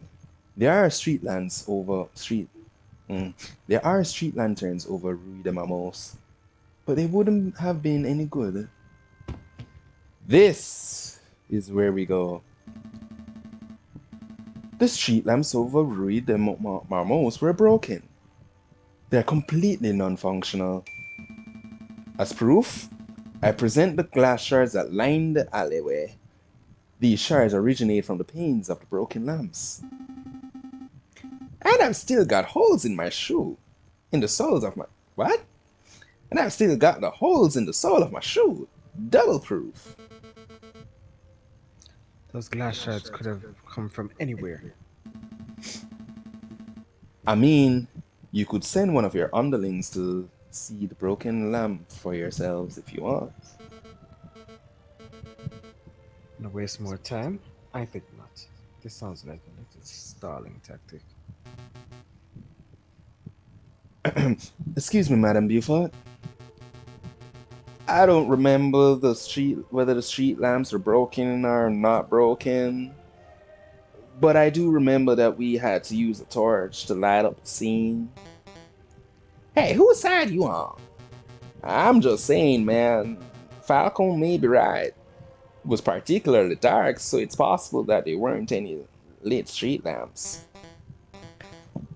You say I'm a liar? I thought we were buddies. Stop quibbling, both of you. Maybe the lamps were broken, maybe they weren't. Doesn't matter. I know that Pierre's testimony is accurate because I personally saw the rooster at the crime scene 1 minute after Pierre did. 1 minute? That's plenty of time for the real murderer to escape for a passerby to stumble upon the scene, is it not? You must acknowledge that it is a possibility, I acknowledge nothing. bitch. There's an inkling of doubt. You know that there's a slight notion that Piero may be misremembering what he saw. Don't badger the prosecution, Monsieur Falcon. I wasn't badgering. On to the next witness. Madame Beaufort, do you have anyone in mind? I do. There's someone among us who is something of a gun connoisseur, a man who knows everything there is to know about the craft of weaponry. Oh, that's me again. Shut up, Pierre. Get off the stand. Rascal. Yes, ma'am. I call Fontaine forward. Very well. Now, Fontaine, is it true that you are a gun specialist? Well, I hate to brag, but yes, I know about guns, the mechanics, the beauty. Have you heard about the revolver mechanisms America is developing? Wonderful stuff. Mwah. Fontaine, Let's stick to guns that were found at the crime scene. Tell us about those. All right. Very well. This is the gun found on Severin's Cocorico's person at the time of arrest. It is a standard issue percussion lock shantor. Oh, hold on there. Okay. It is a standard issue percussion lock shatter alt Gendarmerie pistol. 24 centimeter length, 15 millimeter caliber. Lots of police and soldier carry all these dull things. It's a gun that says, I'm a reliable man of the law, but I don't know how to do my job. That sounds like our Cocorico. Does it? Cocorico's always told me that the riding crop was his self-defense weapon of choice. It's strange that he had a gun in the first place. True. And this is the gun found on the Crop Monsieur's corpse, clutched tightly in his hands. It is a turnover pistol, double barrel, ivory handle, 20 centimeter length, 13 millimeter caliber. This is an exquisite and highly customized gun. It's one of a kind, actually. Whoever used this weapon knew their stuff. The Croque Monsieur was a legendary arms dealer. It's no surprise that his personal weapon would be some of flamboyant. Alright. But what's really fascinating about the Crop Monsieur's gun is the ammunition. See, the bore of the pistol has been fitted with a set of grooves. Please stop, Fontaine. I didn't call you up here to show off your gun knowledge. Tell us what you uncovered when you examined the Croque Monsieur's bullet wounds. I Well, a lead bullet was embedded in the middle of Croque Monsieur's sternum and appeared to have a straight angle of entry. So, in other words, the Croque Monsieur was facing his killer when he was shot. That's right. The other interesting point was that Croque Monsieur's other clothes were singed. This typically only occurs if a person is close enough to a gunshot to be directly burnt by a gun's muzzle flash. And how close does a person have to be to be burned by a muzzle's flash? Less than 3 meters, I would say. 5 at the very most. And there's no chance. Sorry. Then there is no chance that there was a rogue sniper on the rooftops. The Croque Monsieur was killed. Killer was standing in Rue de Marmoset themselves. As is plainly evident, only one person was found in the Rue de Marmoset at the time of the incident. Pros- Prosecutor Codico.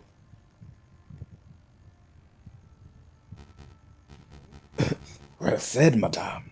I think you just unequivocally prove this bird's guilt. Not so fast. I would like to cross-examine the witness. I don't think so. You're overstepping your boundaries, bird. Let the lawyer try, Remus.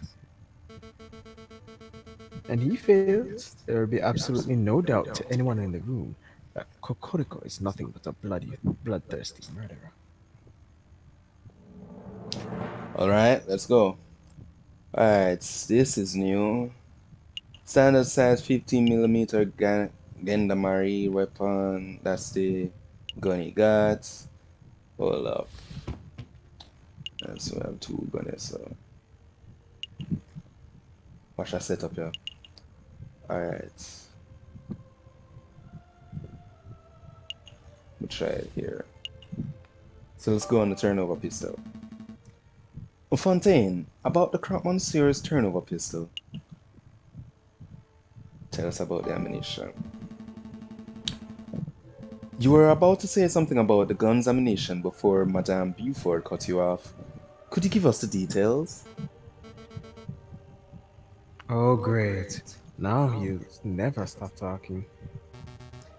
I'm glad you asked, Falcon. See, as you probably know, most bullets are just small, round lead balls, right? But that's not the case here. This particular weapon uses an advanced iron tip aerodynamic, iron tipped, eh? Actually, it would be much quicker if I just showed you. Looks familiar, everyone? Take a good look. This is an iron tip mini mini ball. I think it's a A. It is very real top of the line technology. Before last night, I had never seen one of these in person before. Like I said before, the crack monsieur was a legendary arms dealer. It's the, it only makes sense that he would have access to the latest weaponry. Where did you find this bullet, Fontaine? In the turnover pistol's chamber? Alright. Hold on.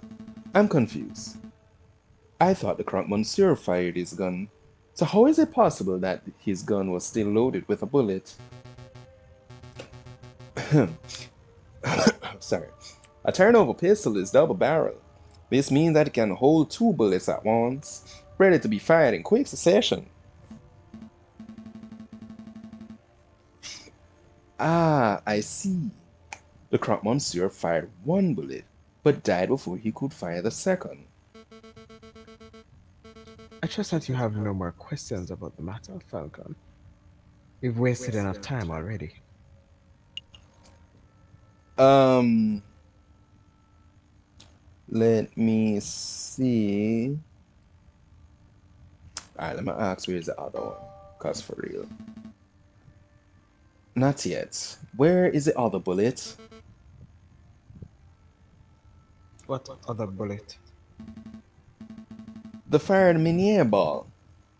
There were two shots that night, remember? One from the assailant and one from the crocodile. Oh, I scoured the scene for a couple minutes, but I couldn't find it. It's a pity. It would have been great to have two of these magnificent bullets. Madame Buford, did anyone find the fired Minier ball in Cocorico's body? So, in his body, you're asking if Kokoriko was wounded by the bullet. No, that much is plain to see. So again, I must ask, where is the fired Minier ball?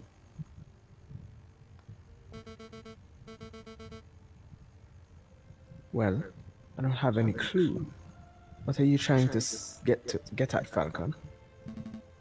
Isn't it obvious?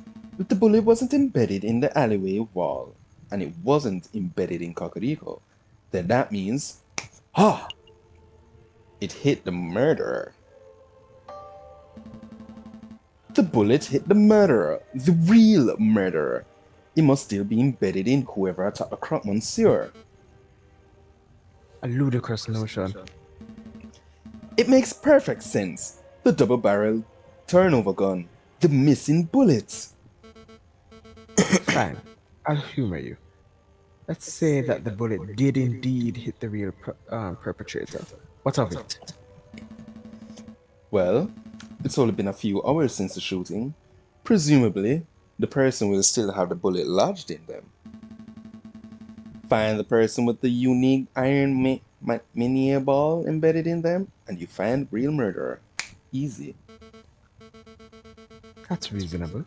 But we don't have time nor resources to search every citizen of Paris to uncover an injured gunman. Oh, ho ho ho. You don't have to search everyone in Paris. I believe the murderer I believe the murderer to be someone in this very room. Oh, you think you have the trait on your marks? Sorry, trait in our ranks. I do. This was obviously a planned attack. Someone invited Cocorico and the Croque Monsieur to the same place at the same time in order to create a setup. Only someone with a rebel's connections could engineer such an event. This is ridiculous. Are you really saying that someone in this room was shot last night? That's clearly untrue. A bullet wound can be concealed, perhaps if you were to take off your shirts. No, I'm not having everybody in the room stripped down to their knickers just for cater, just to cater to your outrageous theory. If you can't think of more reasonable way to prove your stray bullet theory, then we end this damn trial here and now. Oh, but on the contrary, my dear, A, a more reasonable way? I I have a more reasonable way. What are you thinking, Falcon? Isn't it obvious? We have the perfect way to uncover someone who has been shot. It's a genius solution.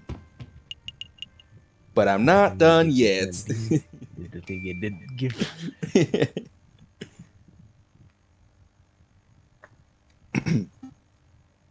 Uh, are you serious, Falcon? You're relying on the invention of a lunatic? I've never been more serious. Madame Beaufort, Freya Remus, and members of the court, catacombs. This device is called an Explorer Extractor. It's the latest medical technology. It looks like a child's toy, children's toy. Oh, I assure you, this is no toy. It was designed to find and extract metal embedded in bodies. A battlefield bullet finder and remover, if you will. I'm intrigued. So, you're saying that you just swing that device around and it finds a bullet in a person? Yes, um, sort of. I don't know. We haven't had a chance to practice with it really. I mean, Madame, these birds are playing you for a fool. There is no way such a device exists. Oh, but we have seen this device worked with our own eyes. This person shall demonstrate. Me? Although he will need something to demonstrate it head on. This demonstrate it on. Um, yeah, sure it is. Here we have an iron tip miniature ball, as presented by Fontaine moments ago. Observe, I place the bullet in my closed fist. I keep forgetting these birds actually have hands. Aha, yes, we discussed this last week. I know. It now represents the fired bullet that is currently embedded in the murderer's body. Allegedly. Allegedly. Now, Falcon will demonstrate what happens when my hand is scanned with the Explorer Extractor device. So I do just this, and It's humming and buzzing. Is it really detecting the bullet? oh, absolutely. Oh, what an intriguing device. Hey, what would happen if I were to extract it right now? Please don't. You remember what happened to that steak, right? My, what is this feeling? It feels like power! Lots and lots of power! Ha ha ha ha! Yada yada. Don't let it get to your head. Okay, I'm convinced. Falcon, Sparson, you may you may perform a cursory scan of each of us with that device of yours. You must stop humoring these morons, madame. What good is this doing us? Remus, they may be morons, but this test will grant us certainty of the rooster's fate. I can't afford the time.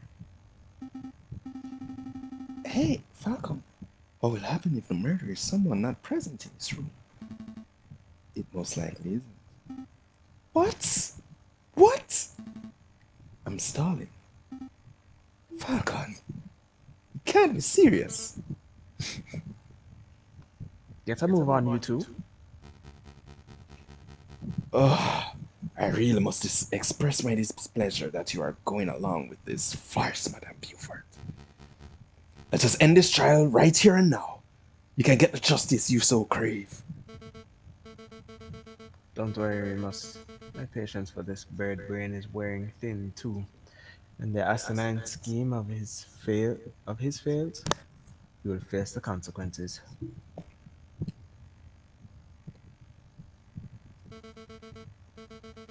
Lackey bird.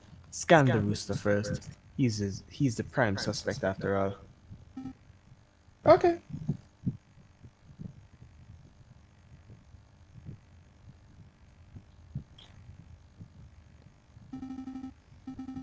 I'm not getting any reaction. That means there's probably no bullet lodged in Cocorico. So, he's innocent for sure. No. All it means is that this bird was not shot by the hypothetical bullet. Don't forget that this is all speculation on Falcon's part. Madame, I must insist you end this. It is a fool's errand. We have other matters we must attend to. Remus, you let me worry about our time management. Pierre, you go next. Alright, get it over with.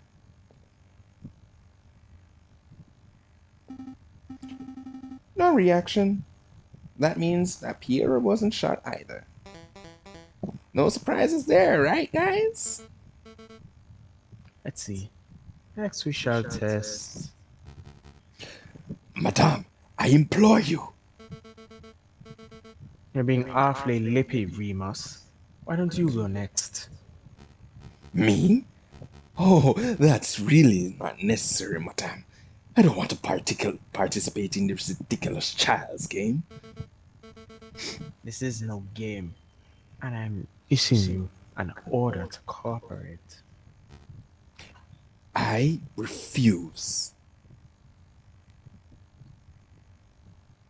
Badness. What did this bad man get? Pierre, please restrain Remus. With pleasure, ma'am.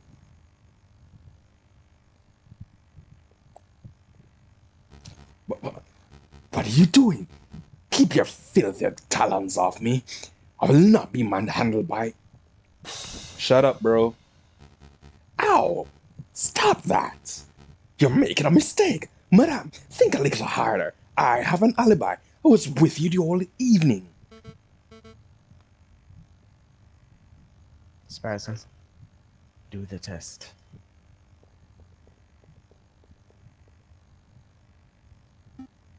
Uh, Falcon? I'm not getting any reaction. That that can't be right. Do it again. There's nothing. Frere Remus has not been shot, as far as this device can tell. Damn. The utter nerve to manhandle a man of the cloth like that.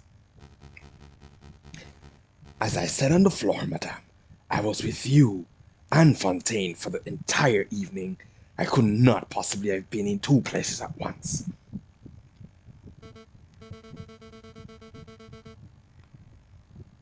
It's true. You're sitting in my line of sight exactly when the murder was supposed to have taken place. As was I.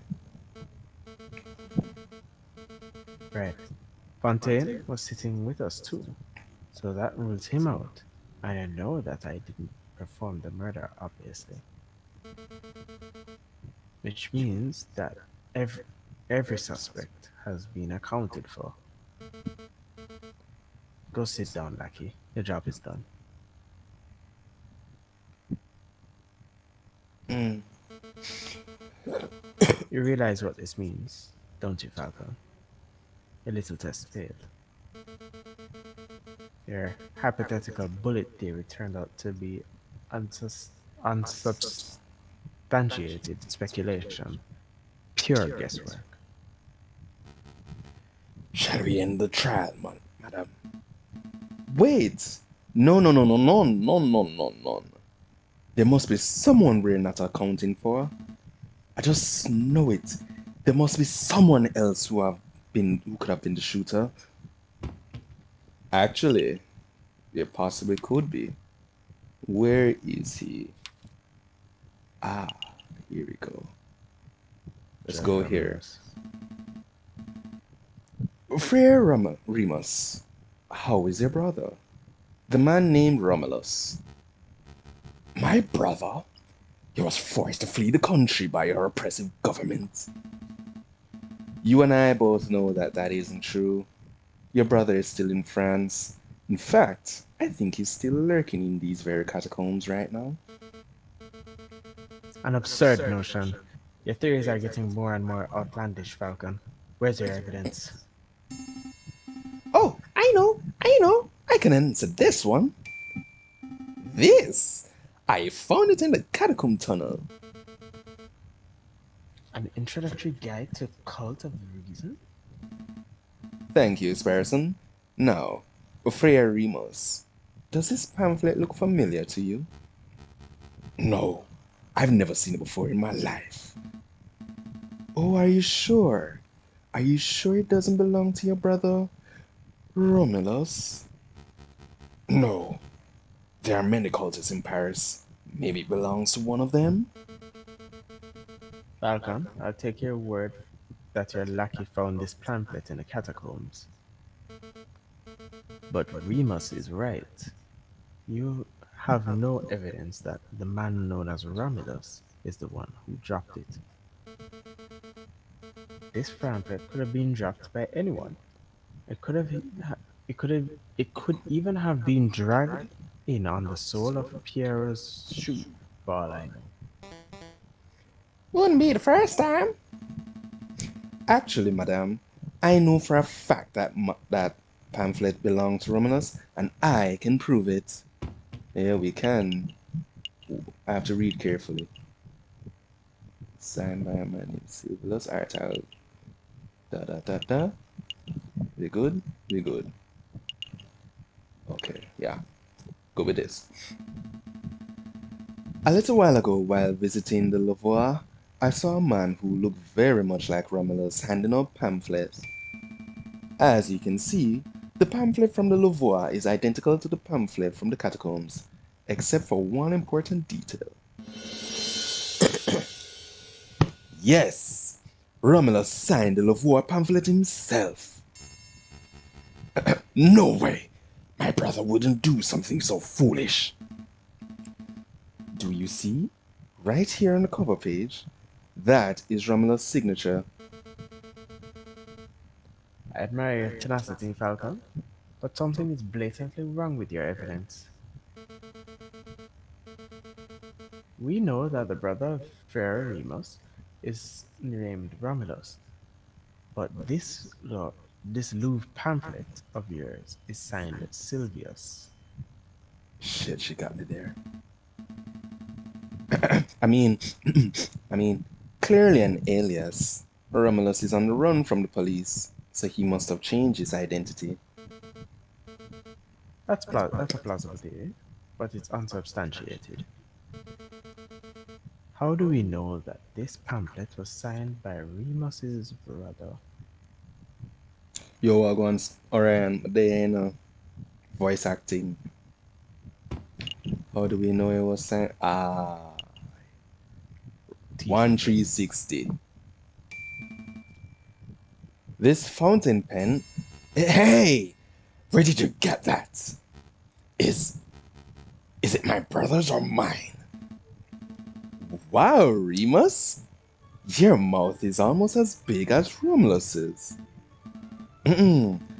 Anyways, I believe it's yours. The Spartan happened to find this pen in your robes just a few days ago. You mean he stole it? Let's not argue over semantics. What's important, and what you just admitted, is that you and your brother both own pens just like this one. Hmm.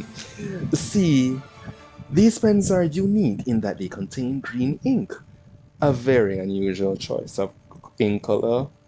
You can hear the music in the background. That's my theme because I am getting closer to the truth. A very evil choice, too. Well, yes. Sparrow, shut up. But more importantly, it's the same ink that was used on this signed pamphlet. Huh. Since there are only two pens, there are only two possibilities. Huh. Either Freya Remus have been signing off on atheist cultural propaganda, or Cultist. cultists, sorry. I would never do such a thing. Exactly. Or his brother has been using his identical pen to sign cultist propaganda, the same type that was found in these catacombs. Impossible! My clumsy over brother lost his pen a week ago. About a week ago. I'm sorry. Oh? So then the only explanation is that you lent him your own. No! You see, it doesn't matter how you cut it, Freyr. One way or another, you and your brother are tied to the cultist pamphlet. Admit it. Confess. Falcon, enough. You made your point.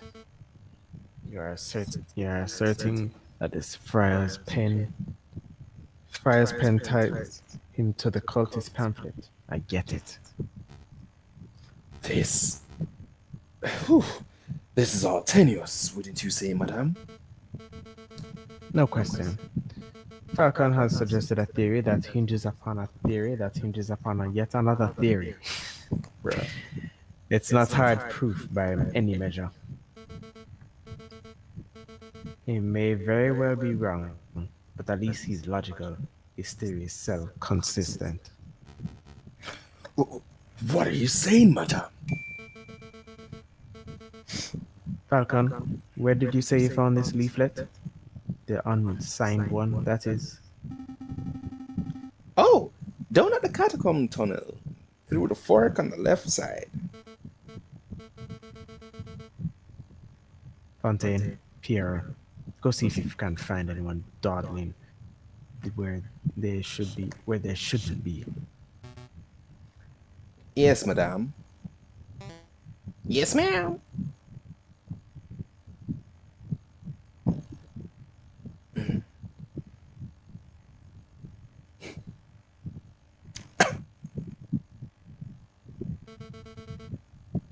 In a moment, one of two things will happen. Either Pierre and Fontaine will return empty-handed, in which case I will have no choice but to execute Cocorico. Shit. And then I would have to execute you, Falcon, and you, Sparcy. Us? Not because of what you've seen tonight, although that's admittedly a problem, but because your lies would be treasonous in our new republic, to our new republic. You little bitch. I didn't sign up for this. I didn't. I really didn't. Or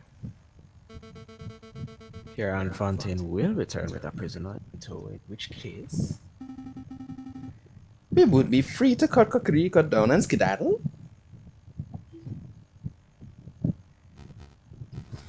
Surely not, madame. You're not going to let these three just walk free after everything that's happened here. Remember what this rooster did to your father? hold your tongue, Friar. If it turns out you've been deceiving me all this time, Man, Buford, look who we found. Romulus. Ow, ow. Stop shoving me. I can walk myself. I'm a wolf. Raggy. Raggy. Well, well, you really do have a ghost in the catacombs. Introduce yourself, Wolf. Pharaoh, well, mademoiselle, my name, Madame. right, madame, whatever, doesn't matter. My name is Sylvius. Don't you mean Romulus? That alias isn't fooling anyone, Your Honor. All right. I am Romulus, twin brother of Remus, and loyal servant to the rebel cause. That's the whole truth. He's he's telling the truth, madame. Oh, long live the Second Republic. Right, guys? I have a lot of questions for both of you. Harmless. And for you, Remus. I don't appreciate being lied to. It seems that you have your hands full. So, we will just be taking our leave. Not so fast, Falcon. Your theory is still unproven. If it turns out that Romulus has no bullet in him, then you would have no evidence that implicates him of the Croque Monsieur's murder. Cocorico would still be the prime suspect. Bullets? In me? What are you guys talking about? Spare me. Fontaine, hold him down. Hold me down? Badness. Ow! Ow, ow, ow, ow, ow, ow. Spartan, do your test. I'm on it. Heh Yeah, boy. it's buzzing. It's really buzzing around his shoulder. I see blood. There's definitely a bullet wound there. That's that's an old bullet. Old war wound. I got it fighting in Algeria in 36. Obviously a desperate lie. My brother is being completely honest, madame. He's a veteran. He was shot in battle. I could just extract the bullet right here and now. That would remove all doubt. Do it. Do I'm it. all for it. Extract that sucker's person. Jesus Christ. I felt that. Wow. Sucked it out like a pip from a grapefruit. Hey, look at that. If I'm not mistaken, this is one of them newfangled bullets, right, Fontaine? There's no mistake. This is an iron tip minier ball, just like the one from the Carac Monsieur's gun. Do you realize what this means, madame? It clearly demonstrates that Romulus confronted the Croque Monsieur before Cocorico arrived. Heh, this is undeniable evidence that Cocorico had nothing to do with the crocodile's death. Shit. You're right. I made a mistake. I haven't forgotten what the rooster did to my father, but this bird clearly had no part in killing the croque monsieur. Therefore, I cannot honestly call him an enemy of the Second Republic. Your friend is free to go. Fontaine, cut the rooster down. Right away, madame. Thank you, madame. For what? For giving us an opportunity to show you what justice looks like. Before, you asked what the difference is between revenge and justice, and I replied, fairness. Well, I don't know if this trial was perfectly balanced, but you let us present our side of the argument uninterrupted. It was fair. Shit. Piera, Fontaine, Pierre and Fontaine will help me carry your friend to the tunnel entrance. We're on it, madame. Will you be okay by yourself with the two wolves? These toothless old dogs. I think I'll manage. Of course.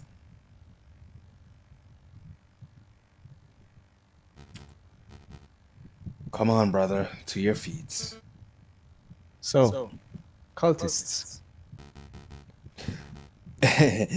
Cultists is such a strong word. Listen, mademoiselle. don't mademoiselle me. I shall be asking the questions here. Tell me, Freya, are you a cultist too? Madame, I am just a humble servant of God. I never realized how poisonous your words were. Words are. You've been spewing lies since the very start, haven't you? Madame, At least tell me why you two killed the croc monsieur. because.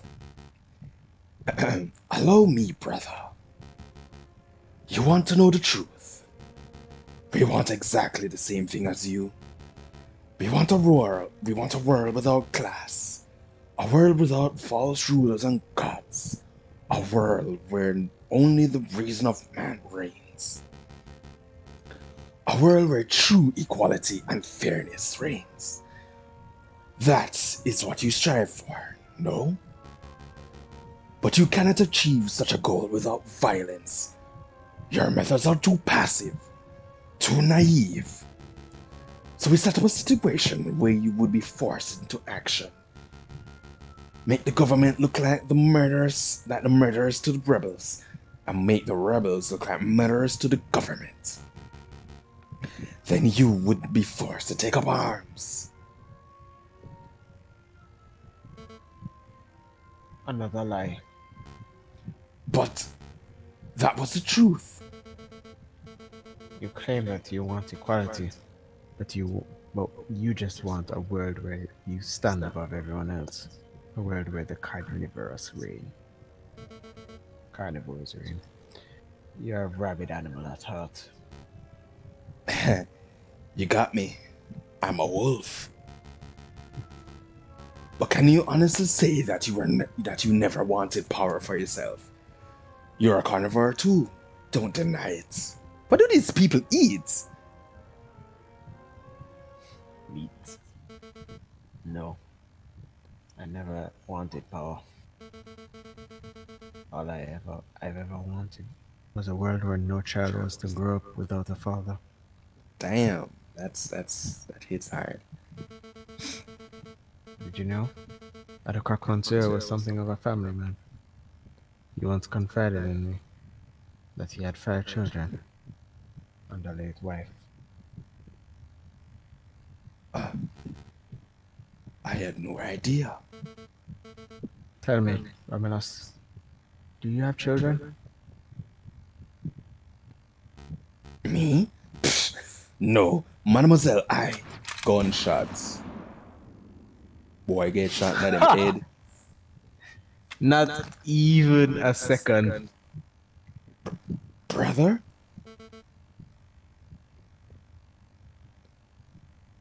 As for you, Freya, get out of here. It, you aren't going to kill me?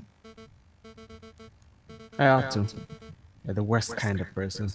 A man who will cling to the ideology to and sorry, cling to any ideology to claw his way higher.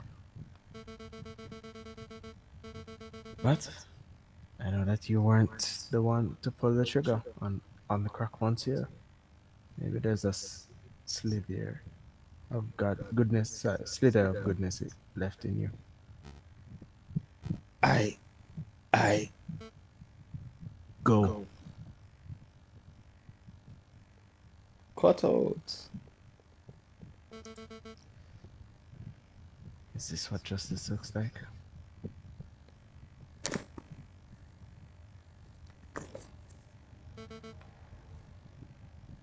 It's so uncaring.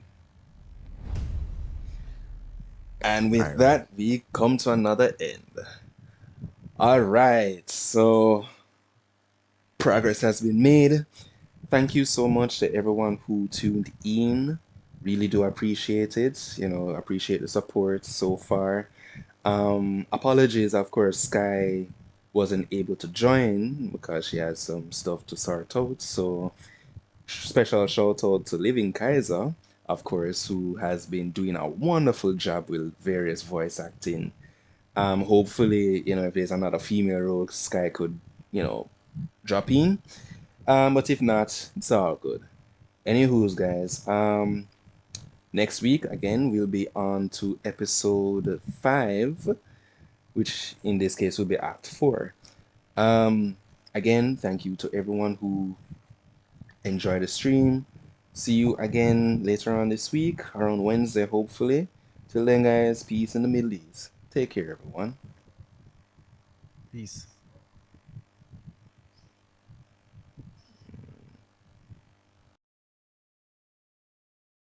Get out, get out.